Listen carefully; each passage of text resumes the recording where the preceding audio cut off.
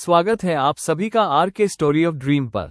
मैं हूं आपकी होस्ट और आज मैं आपके लिए लेकर आई हूं एक ऐसी रोमांचक कहानी the ninth disciple knows how this ends जो आपको शुरुआत से लेकर अंत तक बांधे रखेगी। अध्याय 18। वो गठबंधन जो मायने नहीं रखता था। ये खबर परीक्षणों के 11 दिन बाद आई, जिसे एक मैसेंजर हॉप द्वारा पहुंचाया गया जो एल्डरमूर रोम के अध्ययन में एक स्क्रॉल के साथ उतरा जिस पर एक मुहर लगी थी जिसे चेन शू नहीं पहचानते थे। और जब तक उन्होंने इसे पढ़ना समाप्त किया, उनकी अभिव्यक्ति बहुत सावधानी से जानबूझकर खाली हो गई थी, उस विशिष्ट तरीके से जिसे उन्होंने ये समझने के लिए सीखा था कि स्थिति उतनी हीन थी जितनी वो तुरंत दिखाने का इरादा नहीं रखती थी। उन्होंने एल्डरमूर रोंग, बाय लिंग, सू याओ और वेई चेन को रणनीति कक्ष में बुलाने के बाद अनचित स्क्रॉल को अपने बीच की मेज पर सपाट रखते हुए कहा, फॉलिंग रेन का संप्रदाय, वो संप्रदाय जिसे लिन फेंग ने मूल रूप से यात्रा करने का प्रस्ताव दिया था, इससे पहले की परिस्थितियों ने आप सभी को यहां पहुंचा दिया। चेन शू ने अपनी छाती में कुछ ठंडा होते हुए महसूस किया। अपने आधे अधूरी याद किए गए पूर्वज्ञान के एक नाम का विशिष्ट परिचित डर एक ऐसे संदर्भ में फिर से उभर रहा है जिसकी उन्हें उम्मीद नहीं थी। उनके साथ क्या हुआ है? अभी तक कुछ नहीं, यही चिंता का विषय है। एल्डरमूर रोंग ने स्क्रॉल पर टैप किया। ये सहायता के लिए एक औपचारिक अनुरोध है जो उनकी सीमाओं की पहुंच के भीतर हर मध्यम श्रेणी के संप्रदाय को भेजा गया है। फॉलिंग रेन के संप्रदाय की खुफिया जानकारी ने आस्म 9 सरपेंट्स के हमले के अनुरूप सैनिकों की आवाजाही की पुष्टि की है, जिसका समय, उनका मानना है, महीने के भीतर है। उन्होंने न्यूनतम बाहरी मदद के साथ 1 दशक तक डकैतों के छापों के खिलाफ अपनी सीमा को बनाए रखा है। उनके पास अकेले समन्वित 9 सरपेंट्स के आक्रमण के खिलाफ इसे बनाए रखने का कोई उचित मौका नहीं है। आधे अधूरी स्पष्टीकरण के बीच पहुंचते हुए और अपनी विशिष्ट गंभीर अर्थव्यवस्था के साथ अपनी सीट लेते हुए एल्डर फैंग ने पूछा, ये हमारे लिए क्यों मायने रखता है? फॉलिंग रेन के संप्रदाय के साथ हमारा कोई औपचारिक गठबंधन नहीं है। हमने कभी एक राजदूत का आदान प्रदान भी नहीं किया है, चेन शू ने धीरे से कहा, जैसे जैसे इसके आकार को उन्होंने बोलते हुए इकट्ठा किया, क्योंकि मुझे लगता है कि यह वह संदेश है जिसे गुयान का पूरा अभियान हमेशा देने के उद्देश्य से था। एल्डरमूर रोंग ने मुझे 8 महीने पहले बताया था कि विदरिंग ब्लेड सेक का विनाश वास्तव में हमारे बारे में नहीं था। यह एक प्रदर्शन था जो 3 प्रांत दूर एक प्रतिद्वंद्वी के उद्देश्य से था। मुझे कभी पता नहीं चला कि कौन सा प्रतिद्वंद्वी। मुझे लगता है कि यह वही है। मुझे लगता है कि फॉलिंग रेन का संप्रदाय ठीक उतना ही गरीब है और ठीक उतना ही नजरअंदाज किया गया है कि इसके पतन से वही संदेश भेजा जाएगा जो विदरिंग ब्लेड सेक के पतन को भेजने का इरादा था। सिवाय व्यापक के क्षेत्र के हर मध्यम श्रेणी के संप्रदाय के लिए एक प्रदर्शन की 9 सरपेंट्स के विस्तार का विरोध करने का मतलब विनाश है, और यह कि कोई भी मदद करने के लिए नहीं आ रहा है। एल्डरमूर रोंग ने एक लंबे पल के लिए उनका अध्ययन किया। और अगर हम वे हैं जो वैसे भी मदद करने आते हैं? चेन शू ने कहा, तथा हम प्रति संदेश है। हम इस बात का प्रमाण है कि गुयान की कहानी कि प्रतिरोध व्यर्थ है, कि गठबंधन नहीं टिकते हैं, कि अलगाव ही एकमात्र सुरक्षा है जो एक छोटे संप्रदाय के पास है, वास्तव में सच नहीं है। उन्होंने उनकी आंखों से मुलाकात की। मुझे लगता है कि यह वो पल है जब हमने जो 8 महीने की शांत तैयारी बिताई है वह या तो मायने रखती है या नहीं रखती है। मुझे नहीं लगता कि इसका कोई ऐसा संस्करण है जहां हम ऐसे युद्ध की प्रतीक्षा करते हैं जिसे लड़ने में हम अधिक सहज महसूस करते हैं। कमरा एक पल के लिए शांत रहा, एक वास्तविक कठिन प्रतिबद्धता को तौलने वाली परिषद की विशिष्ट चुप्पी। एल्डर फैंग ने कहा, एक ऐसे संप्रदाय को सहायता भेजना जिसके साथ हमारा कोई औपचारिक संबंध नहीं है, एक ऐसे दुश्मन के खिलाफ जो पहले से ही हमारी अपनी सीमाओं का परीक्षण कर रहा है, एक महत्वपूर्ण वृद्धि है। हालांकि उनकी टोन ने उनके शब्दों की तुलना में कम प्रतिरोध किया। मैं ये दिखावा नहीं करूंगा कि सेक के बुजुर्ग इससे आसानी से सहमत होंगे। पहले से ही उठते हुए, पहले से ही स्क्रॉल को इकट्ठा करते हुए एल्डरमूर रोंग ने कहा, तो मुझे सीधे उनके सामने मामला रखने दे। मेरे पीछे लिन फेंग की खुफिया जानकारी के 8 महीने हैं और 12 व्यापारियों का एक बचाया गया काफिला जो स्पष्ट रूप से बात करेगा कि करीब से 9 सरपेंट्स का स्टेजिंग शिविर कैसा दिखता है। मुझे लगता है कि मामला खुद ब खुद बन जाता है यदि कोई इसे केवल इस कमरे के बजाय पूरी परिषद के सामने लाने के लिए तैयार है। पूर्ण सेक परिषद 2 दिन बाद बुलाई गई और चेन शू ने 3 घंटे की बहस के माध्यम से भाग लिया, जिसमें भाग लेने के लिए उनके पास कोई औपचारिक स्थिति नहीं थी। एल्डरमूर रोंग को एक ऐसी सटीकता और धैर्य के साथ मामले पर बहस करते हुए देखा जिसने उन्हें पहली बार याद दिलाया वास्तव में क्यों उन्होंने केवल लोगों को कमांड करने के बजाय लोगों को पढ़ने पर अपना करियर बनाया था। वोट जब यह अंततः आया, चेन शू की उम्मीद से करीब था और एल्डर फैंग के डर से उतना करीब नहीं था। फॉलिंग रेन के संप्रदाय को राहत बल भेजने के पक्ष में एक संकीर्ण बहुमत, जिसे औपचारिक रूप से गठबंधन की प्रतिबद्धता के रूप में नहीं बल्कि एक सीमित रक्षात्मक तैनाती के रूप में संरचित किया गया था, स्थिति को अप्रमाणित साबित होने पर सेक के जोखिम को वापस लेने के लिए काफी छोटा, और यदि ऐसा नहीं हुआ तो यह मायने रखने के लिए काफी बड़ा था। उस शाम उनके अध्ययन में निर्णय पहले ही समाप्त हो जाने के बाद एल्डर मुरोंग ने चेन शू से कहा, आप तैनाती का हिस्सा होंगे। आप चारों, यदि आप इच्छुक हैं, 9 सरपेंट्स की रणनीति पर आपकी खुफिया जानकारी और परीक्षणों में आपने जो मुकाबला तत्परता साबित की है, वो आपको ठीक उसी प्रकार की संपत्ति बनाती है जिसकी इस तैनाती को आवश्यकता है।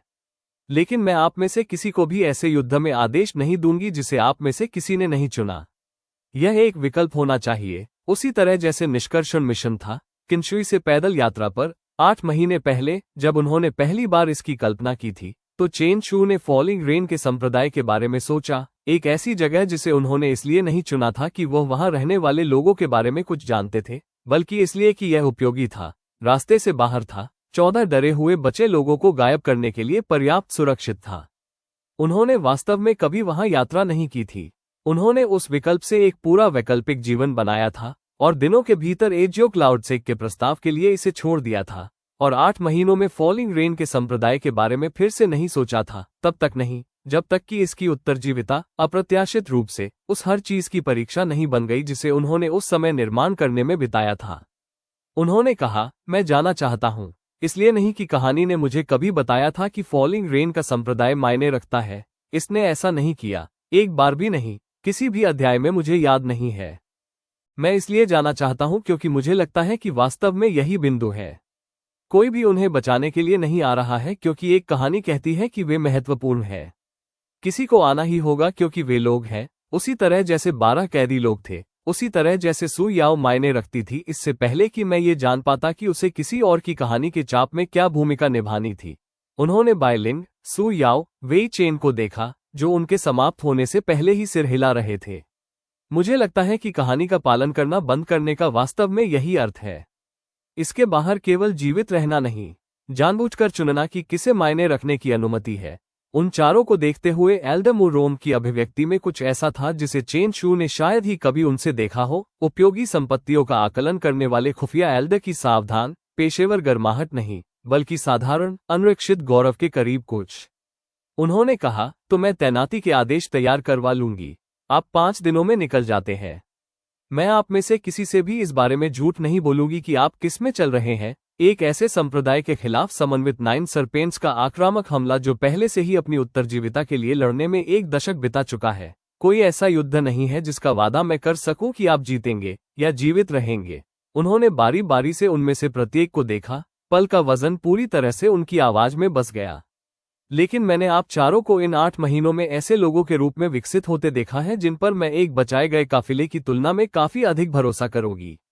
यदि फॉलिंग रेन के संप्रदाय के पास कोई भी मौका है, तो मेरा मानना है कि आप भेजने लायक बिल्कुल सही प्रकार के अवसर हैं। उस रात चेन शू प्रशिक्षण यार्ड के किनारे पर अकेले खड़े थे, एक ऐसी सीमा की ओर पूर्व की ओर देख रहे थे जिसे उन्होंने कभी पार नहीं किया था, एक ऐसे संप्रदाय की ओर जिसे उन्होंने एक बार ऐसे कारणों से चुना था जिनका वहां वास्तव में रहने वाले लोगों से कोई लेना देना नहीं था, और एक ऐसी कहानी के पूरे वजन को महसूस किया जो पन्नों से बाहर हो गई थी और उन पर बस गई थी, नुकसान के रूप में नहीं, जिस तरह से यह एक बार थी, बल्कि किसी ऐसी चीज के रूप में जिसे जिम्मेदारी से स्वतंत्र रूप से चुना गया था। बाय लिंग ने उन्हें वहां पाया, जैसा कि वह अब अक्सर करती थी, बिना ये पूछे कि वह क्या सोच रही थी, उनके बगल में कदम से कदम मिलाकर चलने लगी। उन्होंने कहा, आप डरे हुए हैं। कोई सवाल नहीं, चेन शू ने स्वीकार किया। हाँ, हान जेंगी या उनके जैसा कोई फॉलिंग रेन के संप्रदाय की सीमा पर हमारा इंतजार कर रहा होगा। मेरे पास ये बताने के लिए कोई कहानी नहीं बची है कि क्या हम इस पर जीत हासिल करते हैं, या क्या ये हमें वो सब कुछ खर्च करता है जिस तरह से इसने वेई चेन को एक युद्ध से भी बदतर चीज की कीमत चुकानी पड़ी थी। उन्होंने उनकी आंखों की ओर देखा, लंबे समय में पहली बार डर को अकेले प्रबंधित करने के बजाय स्पष्ट रूप से डर को कहने की विशेष राहत को महसूस करते हुए। मैं सोचता था कि होने वाली सबसे डरावनी चीज कहानी से बाहर निकलना है। मैं अब ऐसा नहीं सोचता। मुझे लगता है कि सबसे डरावनी चीज वैसे भी लड़ने का विकल्प चुनना है, उन लोगों के लिए जिन्होंने कभी मुझ पर कुछ भी बकाया नहीं रखा और मैंने कभी उन पर कुछ नहीं बकाया, केवल इसलिए कि यह सही है। बाय लिंग ने उसी अंधे क्षितिज को देखते हुए एक लंबे समय तक इस पर विचार किया। उन्होंने अंततः कहा, अच्छा, ये किसी भी कहानी द्वारा किसी को भी दिए जाने की तुलना में लड़ने के लिए काफी बेहतर कारण है। अध्याय 19, एक ऐसा संप्रदाय जिसने कभी बचाने की उम्मीद नहीं की थी। एजियो क्लाउड की राहत बल में 60 लोग शामिल थे। युद्ध के मानकों के अनुसार एक मामूली तैनाती, जैसा कि एल्डरफैंग ने विदा की पूर्व संध्या पर समझाया था, लेकिन किसी भी ईमानदार माप से एक वास्तविक प्रतिबद्धता, जिसे संप्रदाय के सबसे सक्षम आंतरिक शिष्यों में से और उनका नेतृत्व करने के इच्छुक अनुभवी एल्डर्स के एक कोर से तैयार किया गया था। चेन शू, बाय लिंग, सू याओ और वेई चेन काफिले के मोर्चे के पास सवारी कर रहे थे, और चेन शू ने पश्चिम की 6 दिनों की यात्रा का अधिकांश हिस्सा एक ऐसी जगह के पास पहुंचने के अजीब चक्कर को बार बार उलटने में बिताया जिसके चारों तरफ उन्होंने कभी एक पूरा जीवन योजनाबद्ध किया था लेकिन वास्तव में कभी देखा नहीं था। फॉलिंग रेन के संप्रदाय का बाहरी क्षेत्र पहले अपने निशानों के माध्यम से खुद की घोषणा करता है। सीमा सड़क के साथ जले हुए वॉचटावर अभी भी खड़े हैं लेकिन खोखले हो गए हैं। डकैतों के छापों का एक दशक परिदृश्य में इतनी स्पष्ट रूप से लिखा गया है कि किसी भी रिपोर्ट ने पूरी तरह से नहीं कन्वेट किया था। चेन शू ने तीसरे ऐसे खंडहर के पास से गुजरते हुए ठीक से समझा कि संप्रदाय को 14 सक्षम अजीवियों की इतनी बुरी तरह से आवश्यकता क्यों थी कि वे उनकी उत्पत्ति को नजरअंदाज कर सके। 8 महीने पहले कहानी के उस संस्करण में जो कभी नहीं हुआ था। यह एक ऐसा संप्रदाय था जिसने हर किसी के ध्यान के किनारे पर चुपचाप एक पीढ़ी खून बहाने में बिताई थी। मुख्य द्वार से 1 मील की दूरी पर उनका स्वागत एक छोटे से मानद गार्ड द्वारा किया गया। पतले, मौसम से तपे हुए सैनिक जिनकी 60 सुदृढ़ीकरण की दृष्टि में राहत इतनी स्पष्ट और अनरक्षित थी कि चेन शू ने अपनी छाती में कुछ कसते हुए महसूस किया। ये देखने की विशिष्ट टीस की लोग इस संभावना के खिलाफ स्पष्ट रूप से बहस कर रहे थे कि मदद अभी भी किसी तरह वास्तविक नहीं हो सकती है। काफिले को लेते हुए अविश्वास के साथ अपनी आवाज को रेंगते हुए आगे के सैनिक ने कहा, एजियो क्लाउड से हमने 4 दिन पहले वो अनुरोध भेजा था। हमने उम्मीद नहीं की थी। वो रुक गया। जो उसने कहने वाला था उस पर पुनर्विचार करता हुआ प्रतीत हुआ और इसके बजाय किसी अधिक सादी चीज पर बस गया। धन्यवाद। वास्तव में सेक मास्टर लियान व्यक्तिगत रूप से आपका स्वागत करना चाहेंगी। जब वे फॉलिंग रेन के संप्रदाय के मामूली केंद्रीय हॉल में पहुंचे तो सेक मास्टर लियान 60 से अधिक उम्र की एक महिला साबित हुई, जिनके बाल चांदी जैसे थे और आंखें तेज थीं। उनके औपचारिक वस्त्र आस्तीन पर पैच किए गए थे जो चेन शू को किसी भी रिपोर्ट की तुलना में सेक के संसाधनों के बारे में अधिक बता सकते थे। उन्होंने एल्डरफैंग और तैनाती के वरिष्ठ अधिकारियों को अच्छी खबर प्राप्त करने के आदी नहीं होने वाले व्यक्ति की सावधान, आभारी औपचारिकता के साथ प्राप्त किया, और चेन शू ने आंतरिक शिष्यों के बीच एक सम्मानजनक दूरी से देखा कि कैसे उन्होंने एक ऐसे नेता की सादी, अटूट ईमानदारी के साथ संप्रदाय की स्थिति को सामने रखा जिसके पास इसके अलावा किसी भी चीज के लिए धैर्य समाप्त हो गया था। उन्होंने कहा, हमारे पास शायद 800 रक्षक हैं जो हथियार रखने में सक्षम 12 वर्ष से अधिक आयु के हर शिष्य की गिनती करते हैं। हमारे स्काउट्स हमारी दक्षिणी सीमा की ओर बढ़ने वाले कम से कम 3000 के 9 सरपेंट्स बल की पुष्टि करते हैं, जिसकी उम्मीद 1 सप्ताह के भीतर है। हमने डकैतों के खिलाफ इस क्षेत्र को सरासर जिद और इस तथ्य के माध्यम से 1 दशक तक बनाए रखा है कि डकैत आमतौर पर आसान लक्ष्यों को पसंद करते हैं। हमने कभी भी ऐसी किसी चीज का सामना नहीं किया है जो आने वाली है। उन्होंने हॉल के चारों ओर देखा, एल्डरफंग द्वारा लाए गए 60 सुदृढ़ीकरणों पर, और उनकी अभिव्यक्ति में कुछ संक्षेप में उनके द्वारा दी गई औपचारिक कृतज्ञता की तुलना में अधिक कच्चे में टूट गया। मैं यह नाटक नहीं करूंगी कि 60 अतिरिक्त रक्षक उन नंबरों को किसी ऐसी चीज में बदलते हैं जिससे हम सीधे जीवित रह सकते हैं, लेकिन मुझे लगता है कि आप इसके बारे में पहले से ही जानते हैं और वैसे भी आ गए, और मुझे लगता है कि मेरे पास इस बात के लिए पर्याप्त शब्द नहीं है कि इसका एक ऐसे संप्रदाय के लिए क्या अर्थ है जिसने 10 साल यह मानकर बिताए हैं कि कोई नहीं आएगा।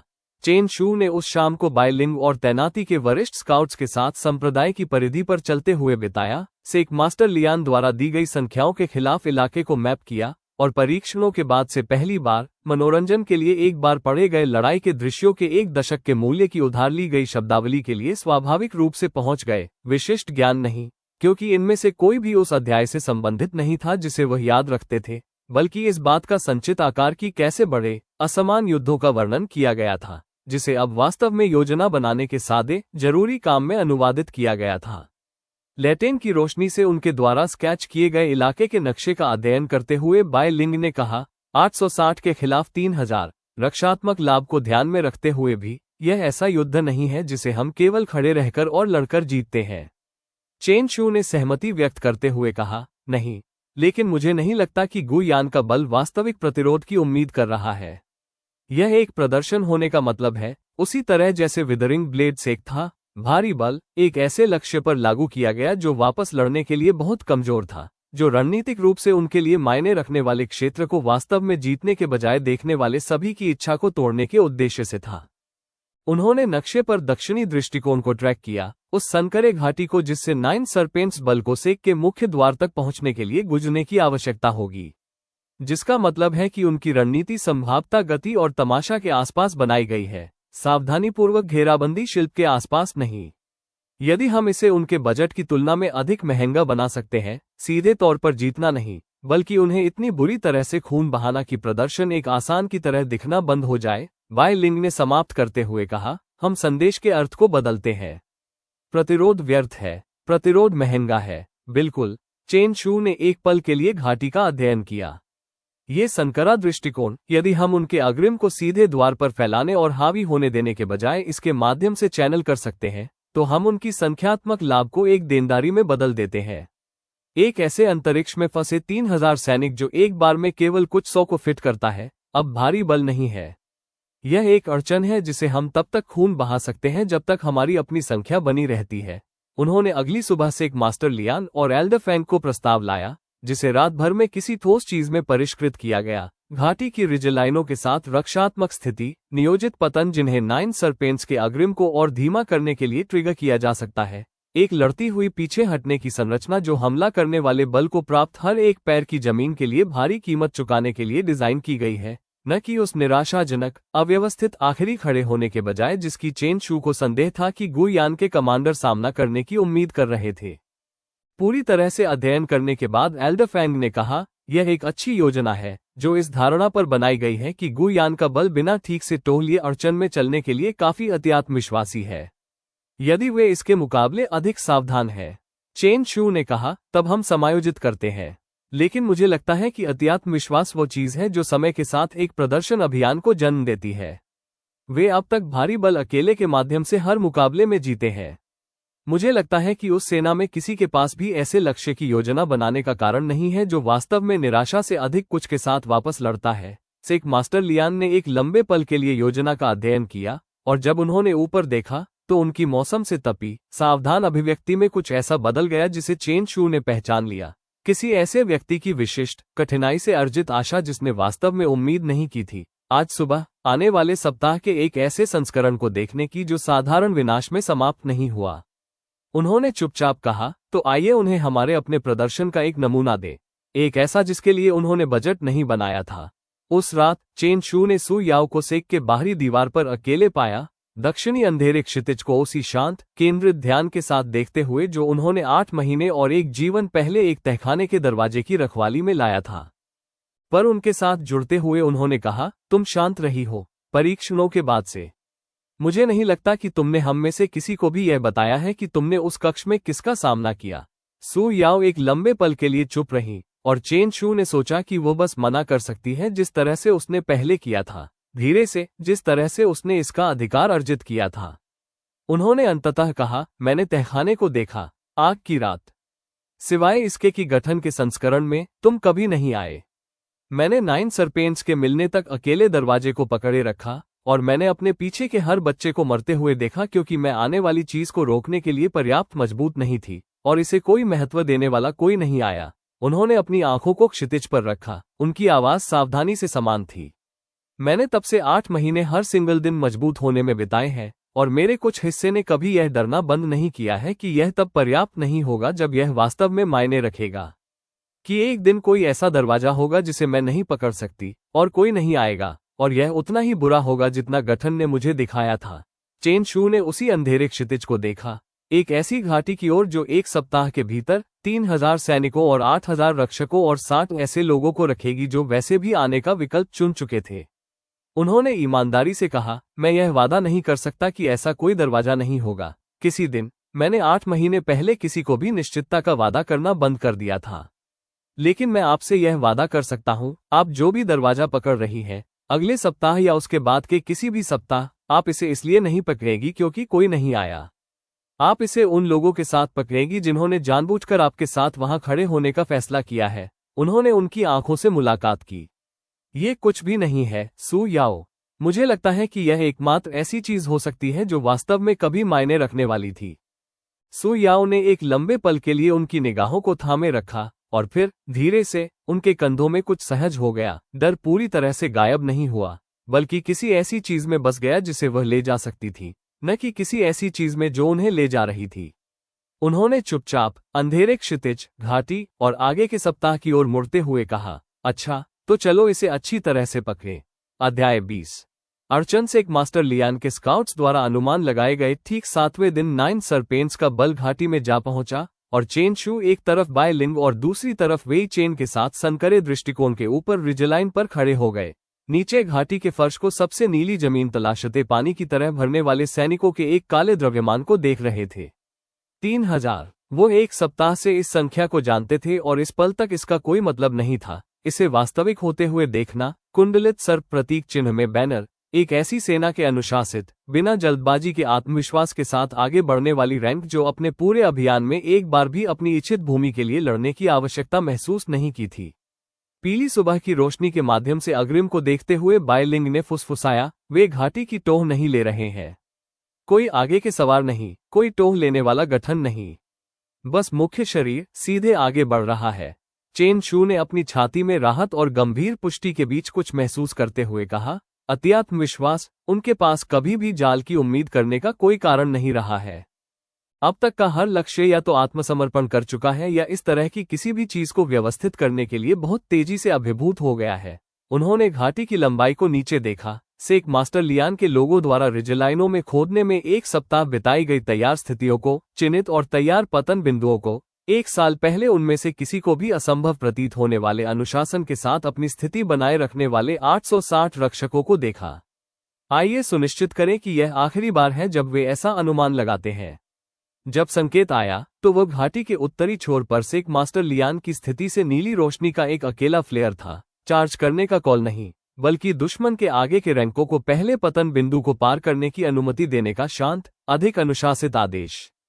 चेन शू ने एक रोकी हुई सांस के साथ इसे होते हुए देखा। 9 सरपेंट्स के वैनगार्ड का घाटी के सबसे संकरे हिस्से में जाना, आश्वस्त, बिना जल्दबाजी के, और फिर उनके ऊपर रिज लाइन का कांपना क्योंकि तैयार शुल्कों ने ढीले पत्थरों के एक नियंत्रित हिमस्खलन को नीचे ला दिया जो सीधे तौर पर नहीं मारा, वो बिंदु नहीं था, बल्कि आगे बढ़ने वाले गठन को अराजकता में तोड़ दिया। वैनगार्ड को मुख्य शरीर से अलग कर दिया, ड्रम को एक ऐसे बल में फनल कर दिया जिसे अपने पैरों पर सोचने की कभी आवश्यकता नहीं पड़ी थी। बाय लिंग ने कहा, अब और पूर्वी रिज के साथ रक्षक एक के रूप में आगे बढ़े। 8 दिनों की तैयारी से उन्हें मिलने वाली सटीकता के साथ नीचे टूटे हुए गठन में तीर और खेती के हमलों का एक समन्वित वॉली उतर रहा था। चेन शू आंतरिक शिष्य वैनगार्ड के साथ लड़ाई में उतर गए। उनके कंधे पर वेई चेन, सू याओ और बायलिंग उसी तरल, प्रशिक्षित अनुशासन के साथ आगे बढ़ रहे थे जिसे उन्होंने 8 महीनों में बनाते हुए देखा था और इसके वास्तविक अराजकता में पाया। शोर, शरीरों की भीड़, एक ऐसे युद्ध का विशिष्ट आतंक जिसका ट्रेन में आराम से पड़े गए किसी भी दृश्य से कोई संबंध नहीं था, कि एक दशक के कथा के उधार लिए गए शब्दावली का जीवित रहने और अपने बगल के लोगों को भी जीवित रखने के व्यवहारिक, तत्काल काम के सामने लगभग कोई मतलब नहीं था। घाटी का भूगोल ने बिल्कुल वैसा ही किया जैसी उन्होंने उम्मीद की थी। खुले मैदान पर इतना भारी 9 सरपेंट्स का संख्यात्मक लाभ एक ऐसे अंतरिक्ष में एक देनदारी बन गया जो एक बार में कुछ 100 से अधिक सैनिकों को शामिल नहीं होने देता था, और से एक मास्टर लियान के रक्षक, जिस पर वे घनिष्ठ रूप से जानते थे, हर गिरावट की स्थिति की योजना बनाने के लिए एक पूरे सप्ताह के साथ उस संकरे मोर्चे पर एक ऐसे उग्रता के साथ आयोजित किया गया जिसे चेन शू ने समझा। इसे देखते हुए किसी भी सामरिक लाभ अकेले से नहीं बनाया जा सकता था। एक दशक की शांत निराशा जिसे आखिरकार जाने के लिए कहीं उपयोगी मिल गया था। ये किसी भी माप से एक आसान लड़ाई नहीं थी। चेन शू ने अपने दोनों तरफ रक्षकों को गिरते हुए देखा। वेई चेन को पसलियों के पार एक तिरछा प्रहार लेते हुए देखा जो एक हाथ की चौड़ाई करीब होने पर घातक होता। सू याओ के ब्लेड को एक नियंत्रित, अथक सटीकता के साथ काम करते हुए देखा जिसने उन्हें गर्व की एक उग्र टीस के साथ याद दिलाया, एक ऐसी लड़की की जो कभी सिर्फ एक रसोई क्लीवर के साथ एक तहखाने के दरवाजे के सामने खड़ी थी और हिलने से मना कर दिया था। लड़ाई पूरे दिन तक खींची। 9 सर्पेंट्स के सैनिकों की लहर दर लहर घाटी के अड़चन में फंसी, हर बार ऐसे रक्षकों से मिली जिन्होंने धीरे से, जानबूझकर जमीन दी, सीधे तौर पर टूटने के बजाय हर पैर की जमीन के लिए अग्रिम को खून बहाया। और जब रोशनी विफल होने लगी तो चेन शू ने समझा, दुश्मन के अग्रिम को आखिरकार स्पष्ट रूप से लड़खड़ाते हुए देखकर, कि सेक मास्टर लियान के जुए ने एक ऐसे तरीके से काम किया था जिसकी उनमें से किसी ने भी पूरी तरह से उम्मीद करने की हिम्मत नहीं की थी। 9 सर्पेंट्स का बल गोधूली में पीछे हट गया, एक वास्तविक हार के अव्यवस्थित मार्ग में नहीं, बल्कि एक ऐसे कमांडर की जानबूझकर नियंत्रित पीछे हटने में जो एक ऐसे अभियान की पुनर्गणना कर रहा था जिसकी कीमत एक दिन के प्रदर्शन के लिए बजट की तुलना में बहुत अधिक थी। और चेन शू घाटी के उत्तरी दृष्टिकोण के मलबे के बीच खड़े होकर एक ऐसी सावधानी के साथ पीछे हटने वाले बैनर को देख रहे थे जिसने पूरी तरह से यह विश्वास करने से इनकार कर दिया कि लड़ाई वास्तव में समाप्त हो गई थी। जैसे ही दुश्मन बल का अंतिम हिस्सा घाटी के दक्षिणी मोड़ से गायब हो गया, रिच पर उनके साथ जुड़ते हुए सेक मास्टर लियान ने कहा, वे वापस आएंगे, कल या उसके अगले दिन। उस आकार का बल महंगे मुकाबले के बाद बस हार नहीं मानता है। चेन शू ने सहमति व्यक्त करते हुए कहा, एक चोरी, हम कैदियों को ले जाते हैं, हम और कुछ नहीं लेते हैं, हम बाकी शिविर को ये भी एहसास होने से पहले छोड़ देते हैं कि क्या हुआ है, और गुयान को घोषित दुश्मन के बजाय एक रहस्य के साथ छोड़ दिया जाता है। 12 कैदी बस चले गए, कोई स्पष्ट सेक बैनर नहीं, दोनों दिशाओं में कोई स्पष्ट संदेश नहीं भेजा गया। यह एजियो क्लाउड सेक को किसी ऐसी चीज के लिए प्रतिबद्ध नहीं करता है जिसके बारे में एल्डर फैंग चिंतित है। ये सिर्फ 12 लोगों को घर पहुंचाता है। एल्डर फैंग ने एक लंबे पल के लिए नक्शे का अध्ययन किया। वास्तविक जीवन दांव पर लगे किसी भी ऑपरेशन को उन्होंने जो भी सावधान, पेशेवर ध्यान दिया होगा, उसी के साथ इसे तौला। उन्होंने अंततः कहा, आप एक ऐसे दल के लिए किसका प्रस्ताव रखते हैं जो चुपचाप आगे बढ़ने के लिए काफी छोटा हो और यदि यह गलत हो जाए तो जीवित रहने के लिए पर्याप्त कुशल हो? चेन शू ने बाय लिंग और सू याओ की ओर देखा और उस निर्णय के विशिष्ट भार को महसूस किया जिसे वो रिजलाइन से वापस पैदल चलने के बाद से आधा टाल रहे थे, ये समझ कि यदि यह योजना आगे बढ़ती है तो ये बहुत संभव है कि वे दोनों उस शिविर में वापस जा रहे हों जो पहले ही एक बार उन पर ध्यान देने के असहज रूप से करीब आ चुका था। उन्होंने कहा, बाय लिंग और मैंने पहले ही इलाके की टोह ले ली है, हम दृष्टिकोण को जानते हैं, गार्ड रोटेशन जिसे हमने देखा है, लेआउट जहां तक हम इसे मैप कर सकते थे। बाहरी शिष्य रैंक में पिछले 6 महीनों में सू याओ का मुकाबला प्रशिक्षण हम में से लगभग किसी से भी तेज रहा है। हान यूवेई इस बारे में हम में से किसी से भी बेहतर बोल सकती है। 3 का एक दल हल्का चल रहा है जिसका उद्देश्य केवल निष्कर्षण है। अब तक शांत रही हान यूवेई ने अंततः बात की। उन्होंने कहा, मैं सू याओ की तैयारी की गारंटी देती हूं, और लिन फैंग और बाय लिंग की भी। मैं 6 महीने पहले ऐसा नहीं करती, अब करूंगी। उन्होंने एल्डर फैंग की आंखों से लगातार मुलाकात की।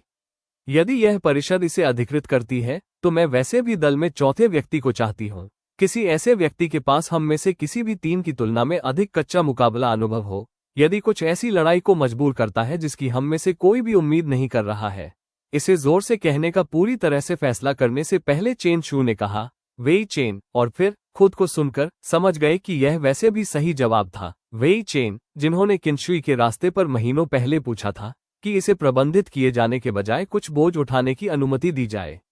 वो हम में से किसी की तरह ही मेहनत से प्रशिक्षण ले रहा है। उसने एक बार मुझसे कहा था कि मुझे केवल संरक्षित किए जाने के बजाय चीजों को धोने में मदद करने दें। ये ठीक उसी प्रकार की बात है जिसका उसका मतलब था। एल्डर मुरोंग, जो व्यवहारिक योजना के अधिकांश समय शांत थी, ने अंततः बात की। उनकी आवाज ने उस विशेष भार को लिया जो तब होता था जब वो किसी ऐसी चीज के लिए प्रतिबद्ध होने वाली थी जिसे उन्होंने सावधानी से तौला था। उन्होंने कहा, मैं इसे अधिकृत करती हूं। 4 व्यक्ति निष्कर्षण, शांत दृष्टिकोण, केवल कैदी, मुख्य शिविर के साथ कोई जुड़ाव नहीं जब तक कि आपकी स्थिति से समझौता नहीं किया जाता है, जिस स्थिति में आपकी प्राथमिकता जीवित लौटना हो जाती है, मिशन को पूरा करना नहीं। क्या ये समझा जाता है आप सभी को स्पष्ट रूप से, इससे पहले कि मैं इसके पीछे अपना अधिकार रखूं? चेन शू ने कहा, समझ गया, और बाय लिंग और सू याओ ने इसके आधे सेकंड बाद इसे प्रतिध्वनित किया। उन लोगों की विशेष एकीकृत गंभीरता जिन्होंने सभी ने अपने अपने तरीकों से 6 महीनों में ये सीखने में बिताया था कि इस तरह का मिशन कितना वजन उठाता है। एल्डर मुरोंग ने कहा, अच्छा, आप 3 दिनों में निकल जाते हैं। हर विवरण की योजना बनाने के लिए उनका उपयोग करें, और हान यूवी आपको उस लेआउट के शिविर के लिए विशिष्ट निष्कर्षण अभ्यासों के माध्यम से चलाएंगे। उन्होंने टेबल के चारों ओर नक्शे पर 12 छोटी लाइनों को देखा जो 12 जिंदगियों का प्रतिनिधित्व करती हैं, जिनमें से किसी को भी वे औपचारिक रूप से कुछ भी नहीं देते थे और इसके बावजूद खुद को जोखिम में डालने का फैसला किया था।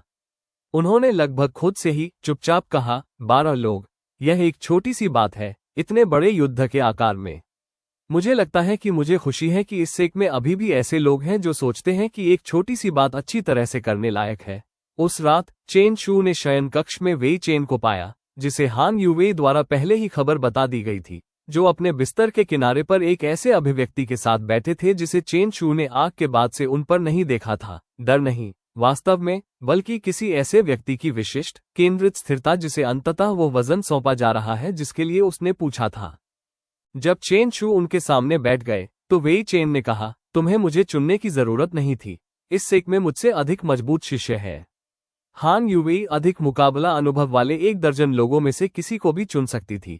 चेन शू ने कहा, मैंने तुम्हें इसलिए नहीं चुना क्योंकि तुम सबसे मजबूत हो, मैंने तुम्हें इसलिए चुना क्योंकि तुमने मुझसे 6 महीने पहले सब कुछ अकेले धोना बंद करने के लिए कहा था और मैंने वास्तव में तुम्हें अनुमति देने में बेहतर होने में 6 महीने बिताए हैं। उन्होंने वेई चेन की आंखों को पकड़े रखा और उन्हें बिना दिखावे के देखने दिया कि यह कितना मायने रखता है। मैं तुम पर भरोसा करता हूं, बस यही बात है। मैं तुम पर अपनी पीठ देखने के लिए भरोसा करता हूं जिस तरह से तुमने इसे तब से देखा है जब से मैं समझ नहीं पाया था कि मुझे किसी की कितनी आवश्यकता है। वेई चेन एक पल के लिए चुप रहे और फिर धीरे से किनशुई के रास्ते से चेन शू को याद आने वाली पुरानी आसान मुस्कान फिर से सतह पर आ गई, थकी हुई लेकिन वास्तविक। उन्होंने कहा, 10 में से 9 बार 6 साल के लिए। मैंने तुमसे कहा था कि इसका कुछ मतलब है। चेन शू ने कहा, इसका मतलब था, यह अभी भी है। बाहर सर्दियों की रात एजियो क्लाउड सेक पर ठंडी और स्पष्ट हो गई और उत्तर में कहीं 3 दिन दूर 12 लोग जिन्हें इस बात का कोई अंदाजा नहीं था कि कोई उनके लिए आ रहा है, एक ऐसे शिविर में बंधे हुए और डरे हुए इंतजार कर रहे थे जिसकी कमान एक ऐसे व्यक्ति के पास थी जिसके उदय के बारे में चेन शू को तेजी से यकीन था कि यह एक ऐसी कहानी से संबंधित है जो उसके द्वारा बनाए गए हर विकल्प के साथ तेजी से और कठिन खुद को लिख रही थी। अध्याय 13। जो 40 गार्ड नहीं देखते वे योजना से 1 दिन बाद चौथी रात को स्टेजिंग शिविर के ऊपर रिज पर पहुंचे। अचानक आए एक झोंके के कारण आधा दिन खो बैठे जिसने पहाड़ी पगडंडी को खतरनाक बर्फ में बदल दिया था। एक ऐसी देरी जिसने चेन शू को मिशन की तुलना में अधिक नींद से वंचित कर दिया था। शरद ऋतु में रिजलाइन के बाद से किसी के सामने जोर से न बोले गए उसी ठंडे विचार को उलट पुलट करते हुए, हर देरी हान झेंगई के लिए शिविर या कैदियों या दोनों को स्थानांतरित करने का एक दिन है और मेरे पास ये बताने के लिए कोई कहानी नहीं बची है कि क्या ऐसा पहले ही हो चुका है। ऐसा नहीं हुआ था। शिविर ठीक वहीं बैठा था जहां उन्होंने इसे 2 महीने पहले छोड़ा था। बिना चंद्रमा वाली रात के नीचे 40 तंबू अंधेरे में थे। केंद्रीय तंबू के ऊपर कुंडलित सर्प का बैनर काले रंग के खिलाफ बमुश्किल दिखाई दे रहा था। बाय लिंग ने चेन शू के बगल में रिच के किनारे सपाट लेटे हुए कैदियों को रखे गए पूर्वी परिधि के अपने धीमे उबाऊ चक्कर लगाते हुए 2 गार्डों को देखते हुए फुसफुसाया, गार्ड रोटेशन हमारे शरद ऋतु में देखे गए से मेल खाता है। 2 आदमी, 40 मिनट का रोटेशन, कोई कुत्ते नहीं, कोई वार्ड नहीं जिसे मैं यहां से महसूस कर सकती हूं। चेन शू के दूसरी तरफ से सुयाओ ने चुपचाप कहा, कोई वार्ड नहीं होने का मतलब है या तो वे अत्यात्मविश्वासी है या उन्होंने शिविर के अंदर वार्डों की तुलना में अधिक खतरनाक किसी चीज को स्थानांतरित कर दिया है। वेई चेन ने कहा, या दोनों, और उनमें से किसी ने भी असहमति नहीं जताई। उन्होंने हान यूवेई के ड्रिल के लिए तैयार की जा सकने वाली हर डिटेल की योजना बनाने में 3 दिन बिताए थे। एक सूखी नदी के साथ दृष्टिकोण जो उनके कदमों को छिपा देगा, पैलिसेड में विशिष्ट अंतर जहां पूर्वी परिधि का निर्माण स्पष्ट रूप से जल्दी में किया गया था, वो संकेत जिसका उपयोग वे निष्कर्षण सुचारू रूप से चलने पर करेंगे और यदि नहीं तो अलग तेज संकेत। वे जिस चीज की योजना नहीं बना पाए थे, जिसके लिए कोई भी अभ्यास तैयार नहीं कर सकता था, वो इसे वास्तव में करने के लिए आवश्यक विशिष्ट केंद्रित स्थिरता थी। 4 ऐसे लोग जो 6 महीने पहले बिना किसी स्काउटिंग प्रशिक्षण के 9वें रैंक के बाहरी शिष्य थे, अब विदरिंग ब्लेड सेक के जलने की रात को उनमें से किसी को भी असंभव प्रतीत होने वाले अनुशासन के साथ एक दुश्मन शिविर की ओर जमी हुई अंधकार के माध्यम से आगे बढ़ रहे थे। वे गार्ड के बदलने पर आगे बढ़े जब 2 जाने वाले पहरेदारों का ध्यान पैलिसेड से परे अंधेरे के बजाय उनके प्रतिस्थापन पर था और चेन शू ने आखिरकार गति में एक योजना के विशिष्ट विद्युत फोकस को महसूस किया। सूखी नदी ठीक वहीं जहां उन्हें याद थी। पैलिसेड में अंतर ठीक उतना ही जल्दी में और बिना देखा हुआ था जितना रिज से लग रहा था। कैदियों को शिविर के पूर्वी किनारे के पास एक खुरदरे बाड़े में रखा गया था। 12 आकृतियां ठंड के खिलाफ एक ही गार्ड के नीचे एक साथ हडल थी, जो अपनी शक्ल से रात की सबसे कम वांछनीय घड़ी को आकर्षित कर चुका था और अपनी बोरियत को छुपाने के लिए बहुत कम कर रहा था। सु याओ पहले आगे बढ़ी, कम और चुपचाप, गार्ड के पीछे इतनी करीब कि उसने उसकी उपस्थिति को केवल उसके गले में एक ब्लेड के दबाव और एक फुसफुसाहट के रूप में दर्ज किया, उसे एक साफ बेहोशी का वादा करते हुए यदि वह कोई आवाज नहीं करता है और यदि वो करता है तो काफी खराब परिणाम देता है। उसने बुद्धिमानी से चुना। बाय लिंग ने उसे 1 मिनट के भीतर बांध दिया और चुप करा दिया, और वेई चेन पहले से ही कैदियों के बीच आगे बढ़ रहा था। बचाव का झटका राहत के एक चिल्लाहट में बदलने से पहले प्रत्येक मुंह पर एक हाथ धीरे से दबा हुआ था जो सब कुछ समाप्त कर देता है। चेन शू ने अंधेरे में सिर गिने, वही गिनती रिफ्लेक्स जिसे वेई चेन ने किनशुई के रास्ते पर नोटिस किया था, अभी भी वहां था, अभी भी स्वचालित था। 12, सभी 12, पतले और ठंडे और डरे हुए लेकिन जीवित, ठीक वही संख्या जिसका वादा एल्डरमू रोम के अध्ययन में नक्शे ने किया था। उसने सांस लेते हुए कहा, हम अब आगे बढ़ते हैं, उसी रास्ते से वापस जिस रास्ते से हम आए थे। कोई आवाज नहीं, तब तक रुकना नहीं जब तक हम नदी से आगे नहीं निकल जाते। इसे काम करना चाहिए था। ये लगभग वैसा ही था। वे पैलिसेड में अंतर से 40 फीट की दूरी पर थे। 12 मुक्त कैदी उनमें से 4 के बीच एक तंग, सावधान रेखा में आगे बढ़ रहे थे, जब सबसे कम उम्र के व्यापारियों में से एक 15 साल से अधिक उम्र का एक लड़का नहीं, आधे जमे हुए और कैद के दिनों से स्पष्ट रूप से भ्रमित, एक पाले से फिसलन भरे पत्थर पर ठोकर खाए और जोर से नीचे गया। उसका घुटना एक पास के तंबू के खिलाफ ढेर सूखी लकड़ी की लंबाई पर एक दरार के साथ टकराया जो सोते हुए शिविर की कुल चुप्पी में एक गड़गड़ाहट जितना तेज लग रहा था। एक रोकी गई सांस के लिए कुछ नहीं हुआ। फिर केंद्रीय तंबू की दिशा से एक आवाज, शांत, बिना जल्दबाजी के, अचूक रूप से वही आवाज जिसे चेन शू ने 2 महीने पहले एक पाले से ढकी घाटी में गार्डों को कमान देते हुए देखा था, ने कहा, अलार्म में नहीं, बल्कि एक ऐसे आदमी के विशिष्ट, विचलित करने वाले स्वर में जो बस इंतजार कर रहा था। हाँ, झेंगई ने केंद्रीय तंबू से पूरी तरह से कपड़े पहने हुए उभरते हुए कहा, जैसे कि वह वास्तव में कभी सोए नहीं थे। मुझे आश्चर्य हुआ, क्या इस शरद ऋतु में रिजलाइन पर 2 आकृतियां अंततः अपने कैदियों के लिए वापस आ जाएंगी। जिन अधिकांश लोगों को मैंने इतनी दूर से देखा है वे कभी वापस नहीं आते हैं। चेन शू ने वास्तविक समय में ढहती योजना की अपनी छाती के माध्यम से ठंडी बूंद को महसूस किया और खुद को जमने के बजाय सोचने के लिए मजबूर किया। सु याओ पहले से ही कैदियों को ढालने के लिए मुड़ रही है। वाई लिन की तलवार अपनी म्यान से पहले ही साफ हो चुकी है। वेई चेन खुद को पीछे हटने वाली लाइन के रिए पर स्थिर, जानबूझकर शांति के साथ स्थिति में ला रहा है जो 6 महीने के विश्वास ने उसमें बनाया था। चेन शू ने सु याओ से कम और तेज आवाज में कहा, जाओ, उन्हें अंतर के माध्यम से बाहर निकालो, उन्हें नदी से नीचे ले जाओ, हमारा इंतजार मत करो। लिन फैन, जाओ। यह मिशन है, हम इसे पूरा करते हैं या नहीं, लेकिन वे किसी भी तरह घर पहुंचते हैं। सु याओ ने एक उग्र, खोजपूर्ण सेकंड के लिए उनकी आंखों को पकड़े रखा और फिर एक बार सिर हिलाया और पैलिसेड की ओर कैदियों को एक ऐसी गति से आगे बढ़ाना शुरू कर दिया जिसने आवश्यकता के लिए चुप्पी को छोड़ दिया, क्योंकि चुप्पी अब कोई मायने नहीं रखती थी। शिविर उनके चारों ओर जाग रहा था। गार्ड विभिन्न राज्यों में तंबुओं से उभर रहे थे। रात की शांति बहुत देर से उठाए गए अलार्म की विशिष्ट अराजकता में बिखर रही थी। हाँ, झेंगई ने पीछा करने के लिए कॉल करने के लिए अपनी खुद की आवाज नहीं उठाई। वो बस उसी तरल, बिना जल्दबाजी की आसानी के साथ चेन शू और बाय लिन की ओर चले गए जिसे उन्होंने रिजलाइन से देखा था, और चेन शू ने एक ऐसी निश्चितता के साथ समझा जिसका किसी भी कहानी से कोई लेना देना नहीं था और सादे, तत्काल वृत्ति से सबन कुछ लेना देना था, कि यह एक ऐसी लड़ाई थी जिसे जीतने के लिए उनमें से कोई भी वर्तमान में सुसज्जित नहीं था। हाँ, झेंगई ने 1 दर्जन फीट की दूरी पर रुकते हुए, रिजलाइन से उसी विचलित करने वाली सटीकता के साथ उन दोनों का अध्ययन करते हुए कहा, आप मेरी उम्मीद के मुताबिक नहीं है। एजियो क्लाउड रंग, लेकिन युवा, बिना पहचान के मेरे शिविर की 2 बार टोह लेने के लिए पर्याप्त कुशल, जो अधिकांश संप्रदायों द्वारा उस 2 महीने में प्रबंधित किए जाने की तुलना में अधिक है जिसमें मैंने इस पद को संभाला है। उनकी आंखें विशेष रूप से चेन शू पर टिकी, उनके पीछे कुछ उत्सुक और ठंडा घूम रहा था। और तुम, मैं तुम्हारा नाम नहीं जानता, लेकिन मैं तुम्हारा आकार जानता हूं। किसी तरह, जिस तरह से तुमने अभी अभी कदम उठाया, लड़ाई को छोड़ने और इसके बजाय मिशन को पूरा करने का आदेश दिया। यह 9वें रैंक की प्रवृत्ति नहीं है। यह कोई ऐसा व्यक्ति है जिसने पहले भी ऐसा किया है, किसी जन्म या दूसरे में। चेन शू ने शब्दों को एक विशिष्ट, अवांछित सटीकता के साथ उतरते हुए महसूस किया, कोई अनुमान नहीं, उन्होंने समझा, बल्कि एक अवलोकन, उसी तरह की बात जिसे एल्डर रोंग ने 6 महीने पहले अपने अध्ययन में बनाया था, केवल ध्यान से ध्यान देने के माध्यम से एक असंभव सच्चाई तक पहुंचना। चेन शू ने अवलोकन को खुद को पटरी से उतरने देने से मना करते हुए बाय लिंग के साथ कदम से कदम मिलाकर पैलिसेड गैप की ओर पीछे हटते हुए कहा, हम जा रहे हैं। आप हमें जाने दे सकते हैं या हमें रोकने की कोशिश कर रहे गार्डों को खो सकते हैं। दोनों तरह से कैदी पहले ही जा चुके हैं। हाँ, झेंगई की अभिव्यक्ति बदल गई, गुस्से में नहीं, जिसके लिए चेन शू तैयार थे, बल्कि लगभग मनोरंजन जैसी किसी चीज में, एक ऐसे आदमी का विशिष्ट, विचलित करने वाला आनंद जिसने अभी अभी अपनी खोई हुई संपत्तियों की तुलना में अधिक दिलचस्प कुछ पाया था। उन्होंने कहा, मैं आज रात आपको जाने दूंगा।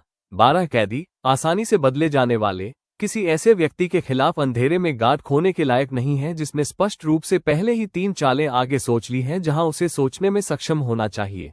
उन्होंने अपना सिर थोड़ा झुकाया, चेन शू का एक ऐसी तीव्रता के साथ अध्ययन किया जो असहज रूप से एल्डर रोंग ने एक बार जिस तरह से उन्हें पढ़ा था, उसी तरह पढ़े जाने जैसा महसूस हुआ। लेकिन मुझे अब एक 9वें रैंक के शिष्य के बारे में जिज्ञासा हो रही है जो एक जनरल की तरह चलता है। युवा मित्र, मैं चेहरे नहीं भूलता।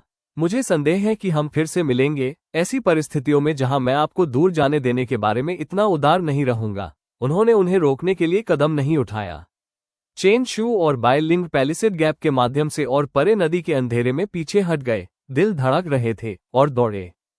वे पहाड़ से 1 मील नीचे सू याओ, वेई चेन और 12 कैदियों के साथ मिले।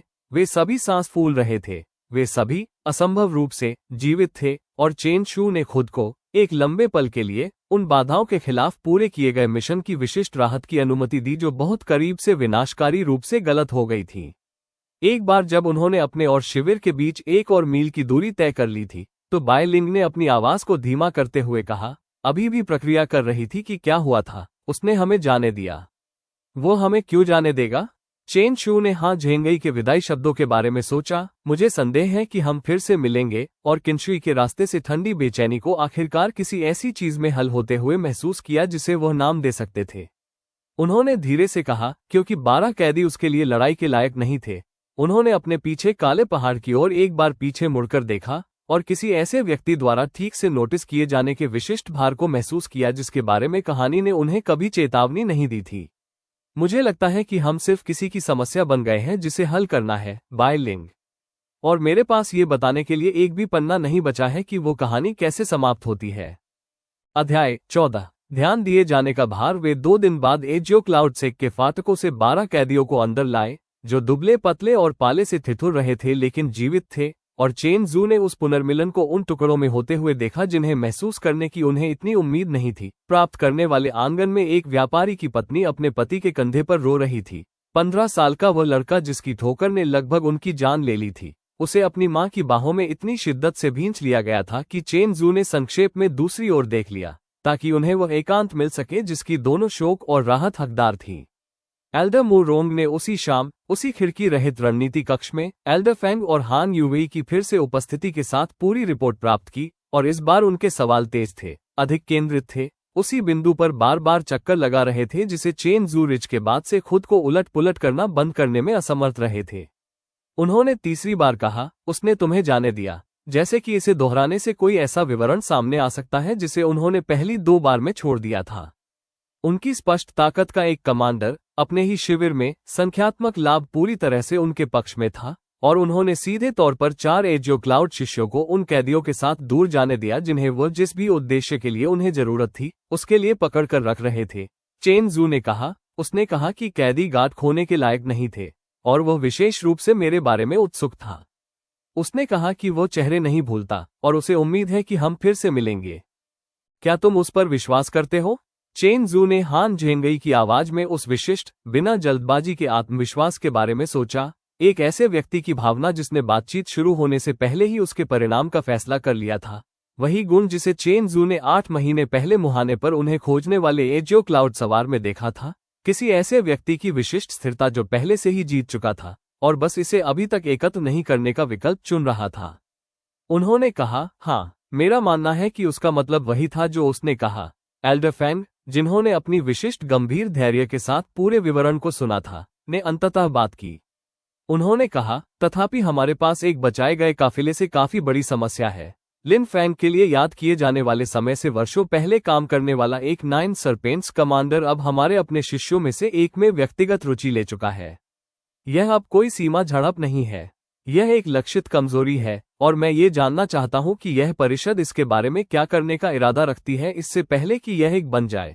वाई लिंग ने कहा, सम्मान के साथ, और चेन जू ने उनकी आवाज में एक ऐसा किनारा सुना जिसे वो अब जलते हुए सेक से बाहर निकलने के रास्ते से अपनी विशेष सुरक्षात्मकता के रूप में पहचानते थे। लिन फैंग कोई कमजोरी नहीं, वे 12 लोग मृत होने के बजाय घर पर हैं, उस स्टेजिंग शिविर में नहीं जिसके बारे में हम में से किसी को 2 महीने पहले तक पता नहीं था। एल्डर फैंग ने अपनी पिछली टोन की तुलना में अधिक नरमी से कहा, मैं इसके विपरीत सुझाव नहीं दे रहा हूं। मैं ये सुझाव दे रहा हूं कि हान झेंगई जैसा व्यक्ति अंततः इस पर कार्रवाई करने के इरादे के बिना किसी में व्यक्तिगत रुचि नहीं लेता है, और मैं चाहूंगा कि यह सेक इसके लिए तैयार हो न कि इससे हैरान हो। चेन जू एक लंबे पल के लिए इसके भार के साथ बैठे रहे, एक ही बातचीत में एक व्यक्ति और एक रणनीतिक समस्या दोनों के रूप में चर्चा किए जाने की विशिष्ट, परिचित बेचैनी को महसूस कर रहे थे। एक ऐसी भावना जिसे उन्होंने पहली बार 8 महीने पहले एल्डरमूरोंग के अध्ययन में महसूस किया था और तब से इसे पूरी तरह से धोना बंद नहीं किया था। चेन जू ने अंततः कहा, उन्हें चिंता करने में कोई गलती नहीं है। मुझे नहीं लगता कि हान झेंगई की मुझमें रुचि कम होने वाली है। यदि कुछ भी है तो मैंने इस बारे में जो कुछ भी सीखा है कि ये दुनिया मेरे द्वारा किए गए परिवर्तनों पर कैसे प्रतिक्रिया करती है, वह ये सुझाव देता है कि यह शांत होने के बजाय तेज हो जाती है। हान झेंगई का जल्दी उठना, स्टेजिंग शिविर का मौजूद होना, 12 कैदियों का फुटनोट के बजाय व्यक्तिगत प्रतिद्वंद्विता बन जाना। मुझे नहीं लगता कि धीमी, शांत तैयारी आने वाली किसी भी चीज का सामना करने के लिए पर्याप्त होने जा रही है, और मुझे लगता है कि अन्यथा नाटक करना ठीक उसी प्रकार की गलती होगी जिसने पहली बार विदरिंग ब्लेड सेक को जला दिया था। एल्डरमूरोंग ने पूछा, आप क्या प्रस्ताव रख रहे हैं? हालांकि उनकी टोन में कुछ ऐसा था जो ये सुझाव दे रहा था कि उन्होंने पहले ही अनुमान लगा लिया था। तेज प्रशिक्षण, वास्तविक जिम्मेदारी, सेक की सामान्य गति की तुलना में पहले। इसलिए नहीं कि मैं खतरे को चाहता हूं। यदि मैं ये कहूं कि इसका कोई भी हिस्सा ऐसा महसूस कराता है जिसे मैं चाहता हूं तो मैं झूठ बोलूंगा, बल्कि इसलिए कि मुझे लगता है कि इस दुनिया का वो संस्करण जहां मैं अगले 2 वर्षों के लिए बाहरी शिष्य रैंक में आराम से रहता हूं, एक ऐसा संस्करण है जहां हान झेंगई या मुझसे भी बदतर कोई व्यक्ति इसके बजाय मेरे तैयार होने से पहले मुझे ढूंढ लेता है। कमरा एक पल के लिए शांत रहा, इस पर विचार करते हुए, और एल्डरमूरोंग ने एल्डर फैंग के साथ एक लंबी नज़र का आदान प्रदान किया जिसे चेन जू पूरी तरह से पढ़ नहीं सके। एल्डरमूरोंग ने अंततः कहा, इसके लिए एक औपचारिक मार्ग है। त्वरित उन्नति शायद ही कभी दी जाती है, और वास्तविक जोखिम के बिना कभी नहीं। सेक की आंतरिक शिष्य परीक्षाएं एक निश्चित अनुसूची पर आयोजित नहीं होती है, और इसमें शामिल परीक्षण प्रशिक्षण में आपके द्वारा सामना किए गए किसी भी चीज की तुलना में काफी कठिन होते हैं। मैंने आपके वर्तमान में पास होने की तुलना में अधिक कच्चे टैलेंट वाले शिष्यों को उनमें असफल होते देखा है, और उन्हें वर्षों से उनकी कल्टीवेशन को पीछे धकेलने के लिए पर्याप्त रूप से बुरी तरह से असफल होते देखा है। उन्होंने उनका सावधानी से अध्ययन किया। मैं आपको उस रास्ते की ओर धकेलने नहीं जा रही हूं, लेकिन यदि आप ये पूछ रहे हैं कि क्या यह मौजूद है और क्या मैं इसके लिए आपके प्रयास का समर्थन करूंगी, हाँ, दोनों के लिए। चेन जू ने कमरे के चारों ओर देखा। वाई लिंग की स्थिर, बिना आश्चर्य के तैयारी पर, दरवाजे के पास बैठी सू याओ की शांत सहमति पर, वेई चेन के जबड़े की छोटी, दृढ़ कसक पर जिसने चेन जू को बिना एक शब्द कहे भी यह बता दिया कि यह रास्ता जहां भी ले जाता है वह भी उस पर चलने का इरादा रखता है। चेन जू ने कहा, तो मैं कोशिश करना चाहूंगा, हम में से सभी, यदि परीक्षण इसकी अनुमति देते हैं। मुझे नहीं लगता कि मैं केवल खुद को खड़ा रखकर आने वाली किसी भी चीज का सामना करना चाहता हूं। उस रात बाद में, ठंड, तारे से साफ अंधेरे के माध्यम से शयन कक्ष में वापस जाते हुए, वाई लिंग उन बातचीत के लिए अपने पास रखी गई विशेष खामोशी के साथ उनके बगल में कदम से कदम मिलाकर चलने लगी। उन्होंने कहा, आपने रणनीति कक्ष में कुछ कहा था, दुनिया के शांत होने के बजाय तेज होने के बारे में। आप शरद ऋतु से ऐसा मानते हैं, है ना? रिजलाइन के बाद से, चेन जू ने ईमानदारी से स्वीकार किया। ईमानदारी से कहूं तो उससे भी लंबा समय हो गया है। किंशुई के रास्ते से, यदि मैं खुद के साथ पूरी तरह से ईमानदार हूं। मेरे पास बस इसके लिए अभी तक कोई नाम नहीं था। क्या अब आपके पास है? चेन जू थोड़ी देर के लिए शांत रहे, ठंड की हवा में उनकी सांसों को कोहरे में बदलते हुए देखते हुए, छोटे संचित साक्ष्यों के 8 महीनों को उलट पुलट करते हुए, 14 लोगों के नरसंहार से बचने की आसानी, एल्डमुरोंग द्वारा उन्हें ढूंढने और विश्वास करने की गति, चेंग त्सू द्वारा याद किए जाने वाले किसी भी कार्यक्रम से वर्षों पहले हान झेंगई का उदय, मूल कहानी ने कभी उल्लेख नहीं किया था ऐसे स्थान पर स्टेजिंग शिविर का मौजूद होना। उन्होंने अंततः कहा, मुझे लगता है कि मुझे जो कहानी याद है वह वास्तव में कभी पहाड़ या सेक या यहाँ तक कि विशेष रूप से जी हान के बारे में नहीं थी। मुझे लगता है कि ये दुनिया के एक विशेष आकार के बारे में था जिसे वह लेना चाहती थी, कुछ हाथों में सत्ता का इकट्ठा होना, कुछ लोगों का उठना, निश्चित समय सीमा पर होने वाले निश्चित युद्ध। मैंने उस रात जब मैंने आपको और वेई चेन और बाकी सभी को बचाया तो उस आकार के एक छोटे से टुकड़े को तोड़ दिया, प्रशिक्षण के मैदान को उस तरह से होने देने के बजाय जिस तरह से इसे होना चाहिए था। और मुझे लगता है कि दुनिया तब से उस आकार में वापस जाने का रास्ता खोजने की कोशिश कर रही है, भाग्य के माध्यम से नहीं, किसी रहस्यवादी चीज के माध्यम से नहीं, बल्कि इस सादे यांत्रिक तथ्य के माध्यम से कि तनाव में एक संरचना से एक टुकड़े को हटाने से हर दूसरा टुकड़ा मुआवजा देने के लिए स्थानांतरित हो जाता है। उन्होंने उनकी ओर देखा, पहली बार ऐसा महसूस करते हुए जैसे उन्होंने आखिरकार सिद्धांत के पूरे हिस्से को निजी तौर पर महीनों तक उलटने के बजाय जोर से कह दिया हो। हान झेंगई का जल्दी उठना सजा नहीं है, यह मुआवजा है। युद्ध हमेशा आ रहा था, बाय लिंग। मुझे नहीं लगता कि मैंने इसे देरी की। मुझे लगता है कि मैंने सिर्फ ये बदल दिया है कि इसके आने पर इसके रास्ते में कौन खड़ा है। बाय लिंग ने जमे हुए सड़क के एक लंबे हिस्से के लिए चुपचाप इस पर विचार किया, और जब उन्होंने फिर से बात की तो उनकी आवाज में चेन त्सू द्वारा आधे उम्मीद किए गए डर में से कोई भी नहीं था। उन्होंने कहा, तो बेहतर होगा कि हम इसमें खड़े होने के लिए तैयार रहें, हम में से सभी एक साथ, उस तरह से जिस तरह से हमने पहाड़ के जलने की रात से सब कुछ किया है। उन्होंने एक तिरछी नजर से उनकी ओर देखा, उनकी अभिव्यक्ति में लगभग विडंबना जैसी कोई चीज थी। लिन फेंग, आपने 14 लोगों को एक बुरे अंत से नहीं बचाया। आपने 14 लोगों को बचाया है जिन्हें जाहिर है कि इसके समाप्त होने से पहले आपको कई और जीवित रहने में मदद करनी होगी। चेन त्सू ने इसे इतना स्पष्ट रूप से रखे जाने पर पाया कि इसका भार भारी होने के बजाय हल्का महसूस हुआ, इसलिए नहीं कि खतरा कम था, बल्कि इसलिए कि एक जलते हुए पहाड़ पर एक अजनबी के शरीर में जागने के बाद से पहली बार उन्होंने कुल स्पष्टता के साथ समझ लिया कि वो इसके बाद आने वाली किसी भी चीज का सामना अकेले नहीं करेंगे। चेन त्सू ने पूरी तरह से इसका अर्थ समझते हुए कहा, अच्छा, मैं चाहूंगा कि आप वहां खड़ी रहें, बजाय कहानी के दिए गए किसी भी लाभ के। तो दोस्तों, अगर ये दास्तान आपको पसंद आए हो तो आरके स्टोरी ऑफ ड्रीम को लाइक करें, सब्सक्राइब करें और घंटी वाला बटन यानी बेल आइकॉन दबाना बिल्कुल न भूलें।